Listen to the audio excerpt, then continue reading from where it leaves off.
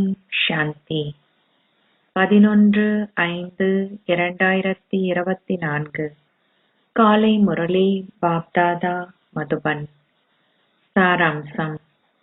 இனிய குழந்தைகளே, நீங்கள் இப்பொழுது அல்லாவை கண்டுவிட்டதால் நீங்கள் சரியான வழியில் செல்ல வேண்டும். அதாவது உங்களை ஆத்மாக்களாக கருத வேண்டும். நீங்கள் உங்களை ஒரு சரீரமென கருதுவது தலைகீழாக நிற்பதை போன்றதாகும்.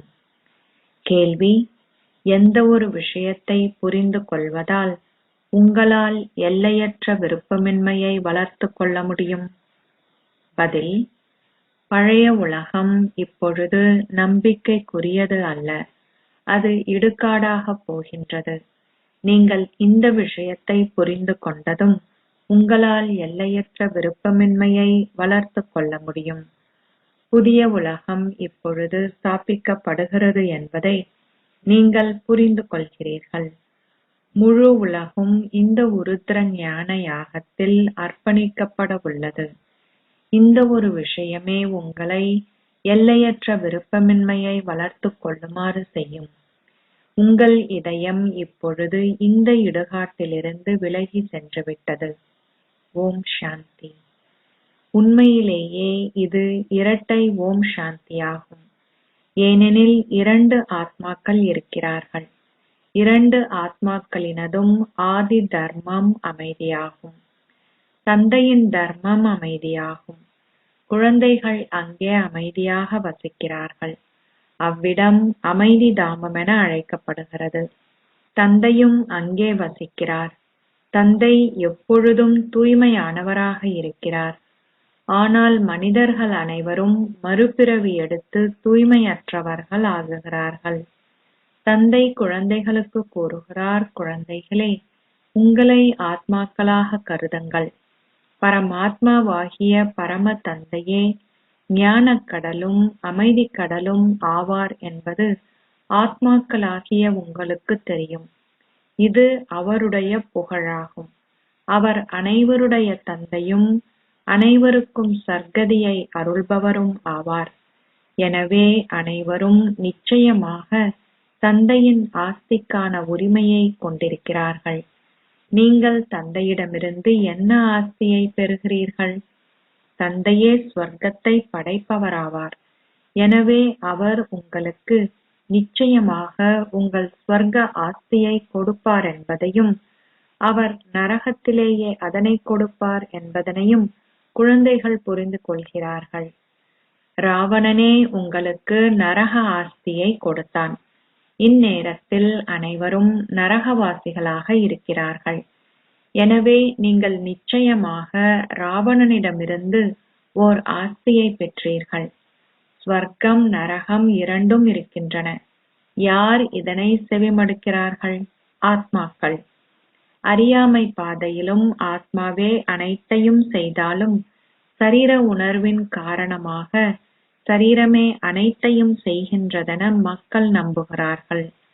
தங்களுடைய ஆதி தர்மம் அமைதி என்பதையும் தாங்கள் அமைதி தாமத்து வாசிகள் என்பதையும் அவர்கள் மறந்து விடுகின்றார்கள். சத்திய பூமியே பின்னர் பொய்மை பூமி ஆகுகின்றது என்பதையும் நீங்கள் விளங்கப்படுத்த வேண்டும். பாரதம் சத்திய பூமியாக இருந்தது. பின்னர் அது ராவண ராஜ்யமாகிய பொய்மை பூமி ஆகியது. இது ஒரு பொதுவான விஷயமாகும்.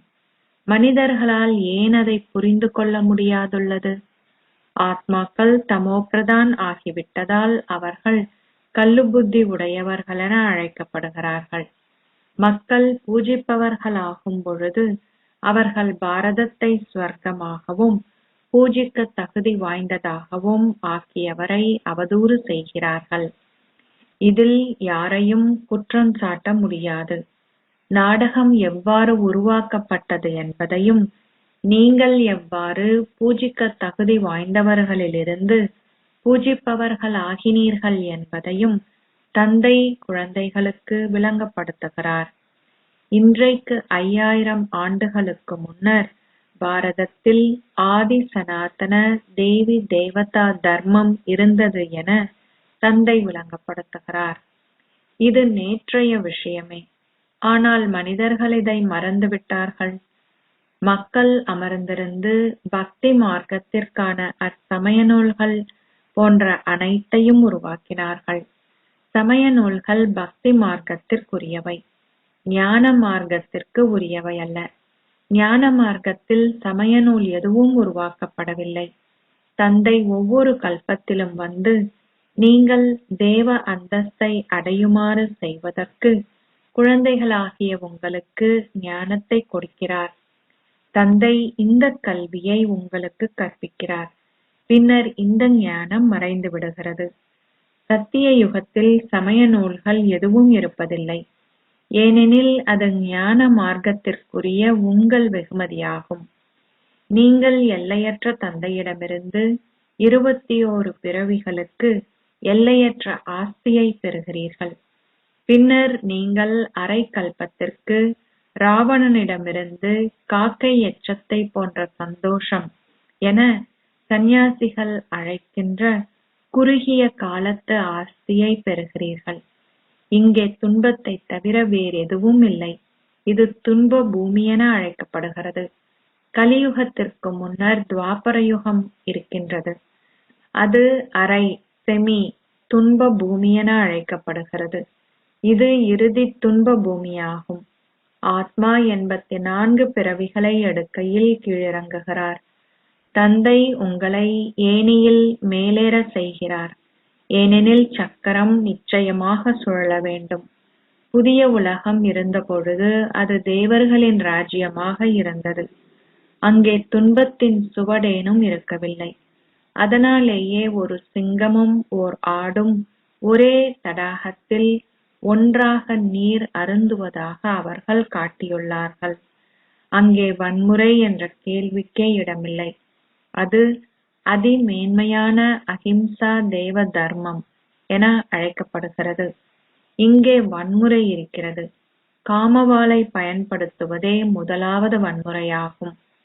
சத்திய யுகத்தில் விக்காரமானவர்கள் எவரும் இருப்பதில்லை. மக்கள் அவர்களின், அதாவது தேவர்களின் புகழை பாடுகிறார்கள். நீங்கள் முற்றிலும் விக்காரமற்றவர்கள் என அவர்கள் லக்ஷ்மி நாராயணனின் புகழை பாடுகிறார்கள். இது கலியுக உலகமாகும். அதை சத்திய யுகமென அழைக்க முடியாது. இவ்விதமாகவே நாடகம் உருவாக்கப்பட்டுள்ளது. சத்திய யுகம் சிவாலயமாகும். அங்கே அனைவரும் தூய்மையாக இருக்கிறார்கள். அவர்களுடைய விக்கிரகங்கள் இப்பொழுதும் இருக்கின்றன. சிவாலயத்தை உருவாக்கிய சிவ பாபாவின் உருவமும் இருக்கிறது. பக்தி மார்க்கத்தில் அவருக்கு பல பெயர்கள் கொடுக்கப்பட்டுள்ளன. உண்மையில் அவருக்கு ஒரு பெயர் மாத்திரமே உள்ளது. தந்தை தனக்கென சொந்தமாக ஒரு சரீரத்தை கொண்டிருப்பதில்லை. அவரே கூறுகிறார், நான் உங்களுக்கு எனது அறிமுகத்தை கொடுப்பதற்காகவும் படைப்பின் ஆரம்பம், மத்தி, இறுதி பற்றிய ஞானத்தை கொடுப்பதற்காகவும் வரவேண்டும். நான் வந்து உங்களுக்கு சேவை செய்ய வேண்டும். ஓ தூய்மையாக்குபவரே, வாருங்கள் என நீங்கள் என்னை கூவி அழைக்கிறீர்கள். நீங்கள் சத்திய யுகத்தில் என்னை கூவி அழைப்பதில்லை. விநாசம் முன்னிலையில் இருப்பதால் அனைவரும் இப்பொழுது கூவி அழைக்கிறார்கள். இது அதே மகாபாரத யுத்தம் என்பது பாரத மக்களுக்கு தெரியும். பின்னர் ஆதி சனாதன தேவி தேவதா தர்மத்தின் ஸ்தாபனை இடம்பெறும். தந்தையும் கூறுகிறார், நான் உங்களை அரசர்களுக்கெல்லாம் அரசர் ஆக்குவதற்கு வந்துள்ளேன். இந்நாட்களில் பேரரசர்கள் அல்லது சக்கரவர்த்திகள் போன்றவர்கள் எவரும் இல்லை. இப்பொழுது மக்களாட்சியே உள்ளது. பாரத மக்களாகிய நாங்கள் வளமுடையவர்களாக இருந்தோம் என்பதை நீங்கள் புரிந்து கொள்கிறீர்கள். வைரங்களும் ரத்தினங்களும் பதிக்கப்பட்ட மாளிகைகளில் நாங்கள் வசித்தோம். ஆரம்பத்தில் உலகம் புதியதாக இருக்கிறது. பின்னர் புதியது பழையதாகுகிறது. அனைத்தும் நிச்சயமாக பழையதாகுகிறது. உதாரணமாக, ஒரு புதிய வீடு கட்டப்படுகிறது. பின்னர் அதன் ஆயுட்காலம் குறைவடைகிறது. இது புதியது, அது அரைவாசி பழையது. மற்றையது மத்திய தரமுடையது என கூறப்பட முடியும். அனைத்தும் சத்தோ ரஜோ தமோ ஸ்திதிகளின் ஊடாக செல்கிறது. கடவுள் பேசுகிறார். கடவுள் என்றால் கடவுளே. கடவுள் என அழைக்கப்படுபவர் யார் என்பது கூட அவர்களுக்கு தெரியாது.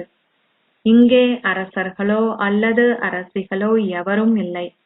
இங்கே ஜனாதிபதிகளும் பிரதம மந்திரிகளும் அவர்களுடைய பல அமைச்சர்களும் இருக்கிறார்கள்.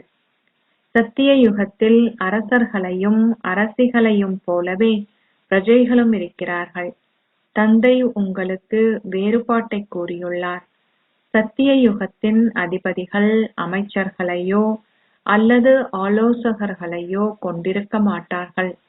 அவர்களுக்கு ஆலோசகர்கள் தேவையில்லை.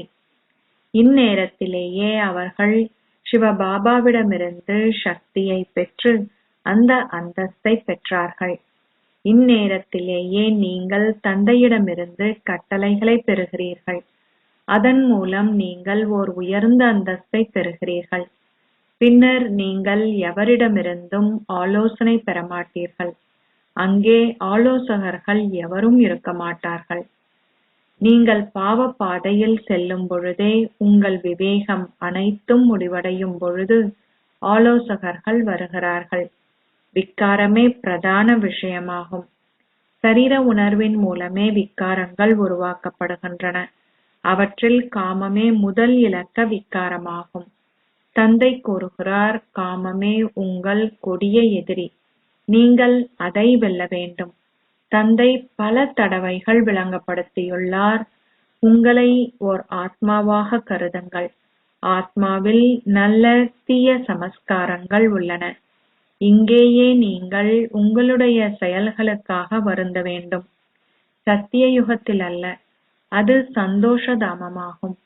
தந்தை வந்து குழந்தைகளாகிய உங்களை அமைதி தாமத்தினதும் சந்தோஷ தாமத்தினதும் வாசிகளாக்குகிறார். தந்தை ஆத்மாக்களாகிய உங்களுடன் நேரடியாக பேசுகிறார். அவர் உங்கள் அனைவருக்கும் கூறுகிறார், நீங்கள் ஓர் ஆத்மா என்ற நம்பிக்கையை உங்கள் புத்தியில் வைத்து இங்கே அமருங்கள். சரீர உணர்வை துறவுங்கள். இந்த சரீரம் அழியக்கூடியது. ஆத்மாக்களாகிய நீங்கள் அழிவற்றவர்கள். வேறு எவரும் இந்த ஞானத்தை கொண்டிருக்க மாட்டார்கள். இந்த ஞானத்தை கொண்டிராததால் அவர்கள் பக்தியை ஞானமென கருதுகிறார்கள். பக்தி வேறுபட்டது என்பதை குழந்தைகளாகிய நீங்கள் இப்பொழுது புரிந்து கொள்கிறீர்கள். நீங்கள் ஞானத்தின் மூலம் சர்க்கதியை பெறுகிறீர்கள். பக்தி மார்க்கத்தின் சந்தோஷம் தற்காலிகமானது. ஏனெனில் அவர்கள் பாவாத்மாக்களாகி விக்காரத்தில் ஈடுபடுகிறார்கள். அரை கல்பத்திற்கு நீங்கள் பெற்ற எல்லையற்ற ஆஸ்தி முடிவடைந்து விட்டது. தந்தை உங்களுக்கு உங்களுடைய ஆஸ்தியை கொடுப்பதற்காக இப்பொழுது மீண்டும் வந்துள்ளார். அதிலிருந்து நீங்கள் தூய்மை, சந்தோஷம், அமைதி உட்பட அனைத்தையும் பெறுகிறீர்கள். இந்த பழைய உலகம் இடுகாடாக போகிறது என்பதை குழந்தைகளாகிய நீங்கள் அறிவீர்கள். இப்பொழுது உங்கள் இதயங்களை இந்த இடுகாட்டிலிருந்து அகற்றி அவற்றை புதிய உலகமாகிய தேவதைகளின் உலகத்துடன் இணையுங்கள். ஒரு லௌகீக தந்தை ஒரு புதிய வீட்டை கட்டும் பொழுது அவருடைய குழந்தைகள் தங்கள் புத்தியின் யோகத்தை பழைய வீட்டிலிருந்து அகற்றி புதிய வீட்டுடன் இணைக்கிறார்கள். தந்தை தனது அலுவலகத்தில் அமர்ந்திருந்தாலும் அவருடைய புத்தி புதிய வீட்டிலேயே இருக்கும். அவை எல்லைக்குட்பட்ட விஷயங்களாகும். எல்லையற்ற தந்தை ஸ்வர்க்கமாகிய புதிய உலகை படைக்கிறார். அவர் கூறுகிறார், பழைய உலகுடனான உங்கள் தொடர்பை துண்டித்து உங்கள் தந்தையாகிய என்னுடன் ஓர் உறவு முறையை ஏற்படுத்துங்கள். நான் உங்களுக்காக ஸ்வர்க்கமாகிய புதிய உலகை படைப்பதற்காக வந்துள்ளேன். இப்பழைய உலகம் முழுவதும் இப்பொழுது உருத்திர ஞான யாகத்தில் அர்ப்பணிக்கப்படவுள்ளது. இம்முழு விருட்சமும் தமோ பிரதானாகவும் உக்கியும் போயுள்ளது. அது இப்பொழுது மீண்டும் புதியதாகுகிறது. எனவே இவை புதிய உலகிற்கான விஷயங்களென தந்தை விளங்கப்படுத்துகிறார். ஒருவர் நோயுற்று கைவிடப்படும் பொழுது அவரால் அந்நோயிலிருந்து குணமாக முடியாது என்பது புரிந்து கொள்ளப்படுகின்றது. அதுபோலவே இவ்வுலகம் இப்பொழுது நம்பிக்கையற்றதாகிவிட்டது. இந்த உலகம் இடுகாடாகப் போவதால் அதனை நீங்கள் ஏன் நினைவு செய்ய வேண்டும்? இது எல்லையற்ற துறவரமாகும். அந்த ஹதயோக சந்நியாசிகள் தங்களுடைய வீடுகளையும் தொழில்களையும் துறக்கிறார்கள். நீங்கள் பழைய உலகம் முழுவதையும் துறக்கிறீர்கள். பழைய உலகம் புதிய உலகமாக மாறுகின்றது. தந்தை கூறுகிறார், நான் உங்கள் கீழ்ப்படிவான சேவகர். நான் குழந்தைகளாகிய உங்களுக்கு சேவை செய்வதற்காக வந்துள்ளேன். நீங்கள் என்னை கூவி அழைத்தீர்கள், பாபா, நாங்கள் தூய்மையற்றவர்கள் ஆகிவிட்டோம். இத்தூய்மையற்ற உலகிற்கு ஒரு தூய்மையற்ற சரீரத்தில் வாருங்கள். நீங்கள் எனக்கு எவ்வகையான அழைப்பை விடுகின்றீர்கள் என பாருங்கள். நீங்கள் தொடர்ந்தும் எரிக்கின்ற ராவணனே உங்களை தூய்மையற்றவர்கள் ஆக்குகிறான். அவன் மிகவும் பலமான எதிரியாவான்.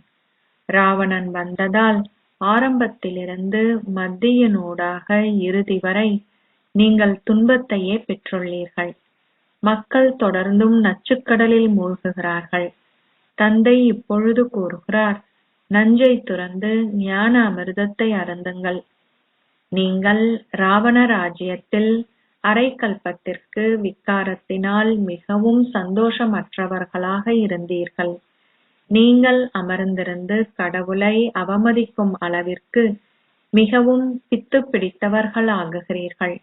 நீங்கள் உங்களை தூய உலகின் அதிபதிகள் ஆக்குகின்றவரை அதிகளவுக்கு அவமதிக்கின்றீர்கள் என்பது ஓர் அற்புதமாகும். மனிதர்களை இட்டு அவர்கள் 8.4 மில்லியன் உயிரினங்களில் பிறவிகள் எடுக்கிறார்கள் என கூறப்படுகிறது. ஆனால் நீங்கள் என்னையோ சர்வ வியாபியென அழைக்கிறீர்கள். இதுவும் நாடகத்தில் நிச்சயிக்கப்பட்டுள்ளது. அவர் உங்களுக்கு களிப்பூட்டும் விதத்தில் விளங்கப்படுத்துகிறார். ஆத்மாவில் நல்ல தீய சுபாவமும் சமஸ்காரங்களும் உள்ளன. ஆத்மா கூறுகிறார், நான் 84 பிறவிகளை அனுபவம் செய்கிறேன். ஆத்மாவே ஒரு சரீரத்தை நீக்கி இன்னொன்றை பெறுகிறார்.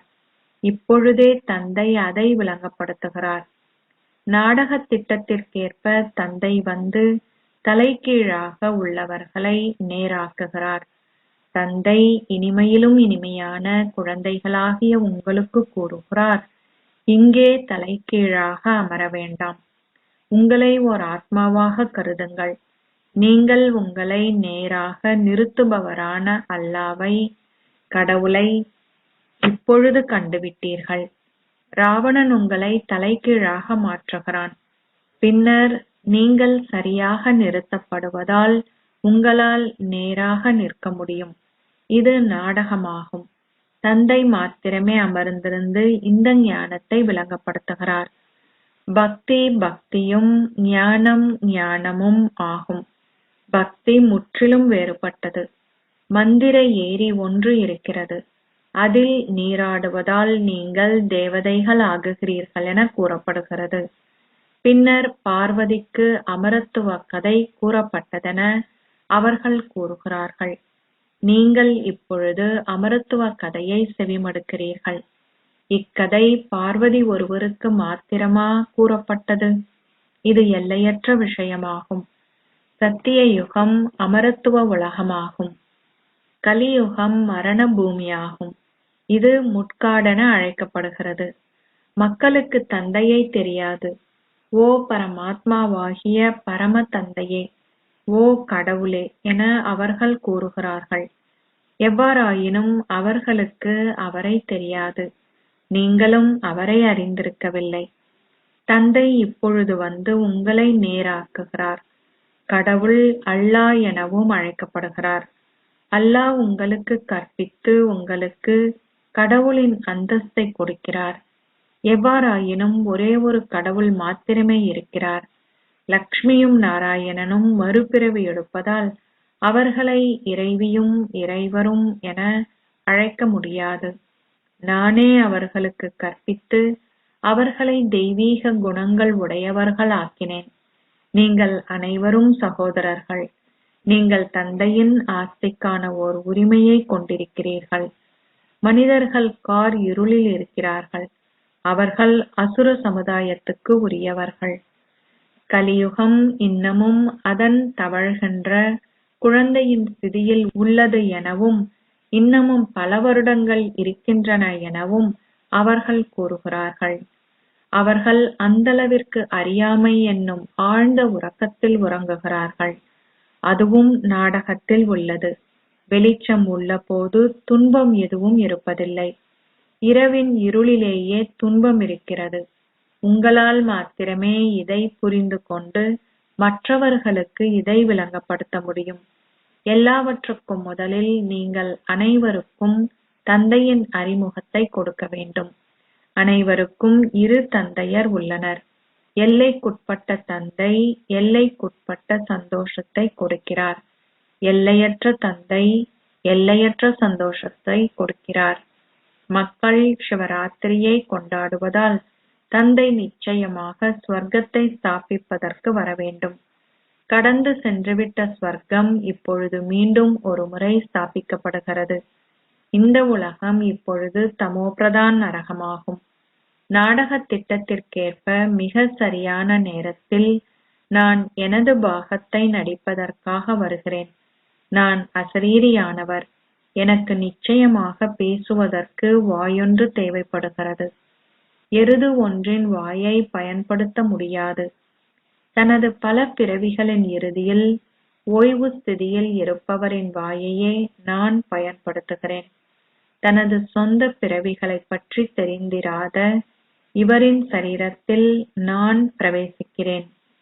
அச்சா, இனிமையிலும் இனிமையான அன்புக்குரிய, எப்போதோ தொலைந்து இப்போது கண்டெடுக்கப்பட்டிருக்கும் குழந்தைகளுக்கு உங்கள் தாய் தந்தையாக இருக்கும் பாப் தாதாவின் அன்பும் நினைவுகளும் காலை வந்தனங்களும். ஆன்மீக தந்தை ஆன்மீக குழந்தைகளுக்கு நமஸ்தே சொல்கிறார். ஆன்மீக குழந்தைகள் ஆன்மீக தந்தைக்கு நமஸ்தே சொல்கின்றனர். தாரணைக்கான சாராம்சம். 1. தந்தை ஆத்மாக்களாகிய உங்களுடன் நேரடியாக பேசுவதைப் போல் அவ்வாறாகவே நீங்கள் ஒவ்வொருவரும் ஓர் ஆத்மா என்ற நம்பிக்கையை கொண்டிருங்கள். இந்த இடுகாடு மீதான எந்த ஒரு பற்றையும் அகற்றுங்கள். நீங்கள் ஒரு பொழுதும் உங்கள் செயல்களுக்காக வருந்தாதவாறு அத்தகைய சமஸ்காரங்களை வளர்த்துக் கொள்ளுங்கள். 2. தந்தை ஏற்கனவே நிச்சயிக்கப்பட்டுள்ள நாடகத்தில் ஸ்திரமாக இருப்பதால் அவர் ஒரு பொழுதும் எவர் மீதும் குற்றம் சுமத்துவதில்லை. அவர் தன்னை அவதூறு செய்பவர்களையும் ஈடேற்றுகிறார். இதில் அவரை போன்றவர் ஆகுங்கள். இந்த நாடகத்தில் எவர் மீதும் குற்றம் சுமத்த முடியாது. அது மிக சரியாகவே உருவாக்கப்பட்டுள்ளது. ஆசீர்வாதம். ஒவ்வொரு அடியிலும் ஆசீர்வாதங்களை அருள்பவரிடமிருந்து ஆசீர்வாதங்களை பெறுவதன் மூலம் சகல உரிமைகளும் உடையவர் ஆகி கடினமாக உழைப்பதிலிருந்து விடுபடுபவர் ஆகுவீர்களாக. ஆசீர்வாதங்களை அருள்பவரின் குழந்தைகள் இயல்பாகவே ஒவ்வொரு அடியிலும் ஆசீர்வாதங்களை அருள்பவரிடமிருந்து ஆசீர்வாதங்களை பெறுகிறார்கள். ஆசீர்வாதங்களே அவர்களின் பராமரிப்பாகும். அவர்கள் ஆசீர்வாதங்கள் என்ற பராமரிப்பினால் பராமரிக்கப்படுகிறார்கள். முயற்சி செய்யாமலே அத்தகைய மேன்மையான பேறுகளை கொண்டிருப்பவர்கள் ஆசீர்வதிக்கப்பட்டவர்கள் எனப்படுகிறார்கள். எனவே நீங்கள் பிறவி பிறவியாக பேறுகளை பெறுவதற்கான உரிமையை கொண்டிருக்கிறீர்கள். இப்பொழுது நீங்கள் ஆசீர்வாதங்களை அருள்பவரிடமிருந்து ஒவ்வொரு அடியிலும் ஆசீர்வாதங்களை பெறுவதுடன் சதா தொடர்ந்தும் அவற்றை பெறுவீர்கள். சகல உரிமைகளையும் உடைய ஓர் ஆத்மாவிற்கு ஆசீர்வாதங்களை அன்றி வேறெதுவும் இல்லை. திருஷ்டி, வார்த்தைகள், உறவு முறைகளின் ஊடாக ஆசீர்வாதங்கள் உள்ளது. ஸ்லோகம்: நேரத்தின் வேகத்திற்கு ஏற்ப உங்கள் முயற்சியின் வேகத்தை தீவிரமாக்குங்கள். ஓம் சாந்தி.